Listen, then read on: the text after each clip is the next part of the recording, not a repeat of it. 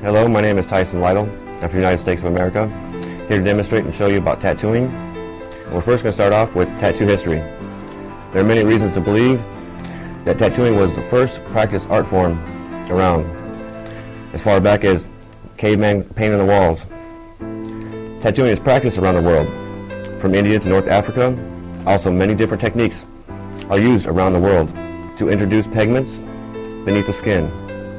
This suggests that instead of starting in one place and then spreading as a fashion cut across the globe, tattooing is a reflection of the basic human desire or need to decorate one's body, to show individuality and style, and just to be a little different.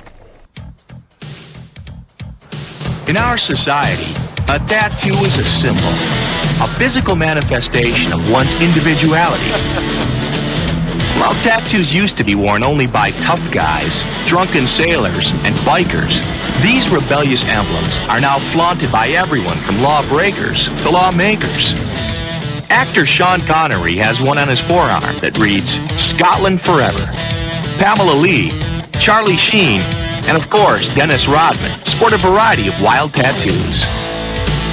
Some people display them proudly, while others cover them discreetly, like former U.S. Secretary of State George Shultz, who allegedly has a tattoo of the Princeton University Tiger.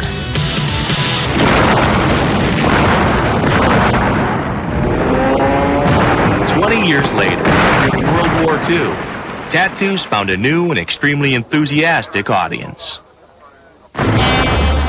Second only to the invention of the electric machine, World War II was the most significant event in the history of tattooing in America. Millions of men went into battle, and thousands came home with tattoos. I don't know what it is about war, but for some reason people get real patriotic and real religious around wartime.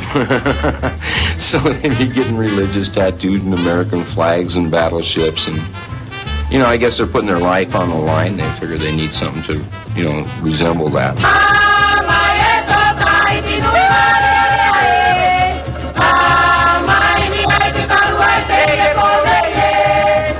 The word tattoo comes from the Polynesian tatau, meaning to tap. This described their centuries-old process of applying pigment to the skin.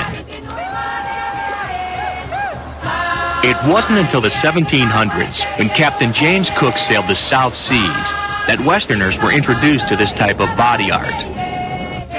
On their travels, Cook and his crew encountered scores of native people wearing little more than intricate tattoos.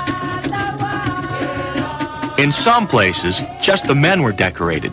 In others, the women as well were beautifully adorned. I observe that both sexes paint their bodies tatau, as it is called in their language. This is done by inlaying the color of black under their skins in such a manner as to be indelible. It is usually performed when they are about 10 or 12 years of age, and on different parts of the body. The sailors from the 1700s would go into the South Pacific and they would see this body decoration. Probably a lot of those sailors saw those tattoos as totally scary and was completely repelled by it. And then there was the other group that would just be fascinated by it and want to bring a piece of it back. Some of the most spectacular designs that Cook and his crew encountered were the bold tattoos of the Maori of New Zealand. It is fascinating how the quantity and form of these marks differ widely in different parts of the coast and islands, and the older men seem to be more profusely decorated. The tattooing is done in spiral and other figures, and in many places indented into their skins, which looks like a carving. The Maori's facial tattoos, called moko, were inflicted with a type of chisel, which actually gouged out the skin. Then, dark coloring was rubbed into the bloody wounds. This operation was performed after puberty by a male specialist. The pain was unimaginable, but it was a point of pride with Maori warriors never to flinch or make a sound while being tattooed. Mokos still survive among the Maori. These extraordinary facial tattoos are now applied using modern machines, but with all the ceremony of the past. Today, these ancient designs and rituals are inspiring a whole new subculture.